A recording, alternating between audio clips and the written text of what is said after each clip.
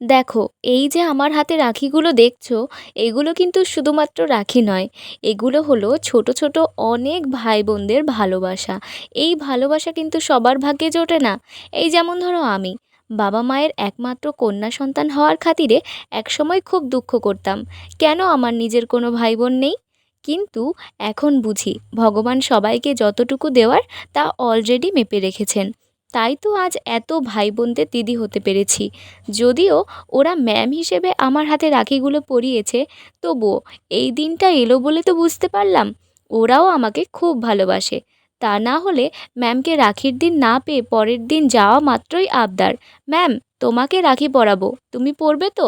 যে ম্যাম পড়াশুনোর জন্য ওদের এত বকাবকি করে, তাকে ভালো না বাসলে এত মিষ্টি করে রাখি পরানো যায় না, শ্রদ্ধার সাথে প্রণাম করা যায় না।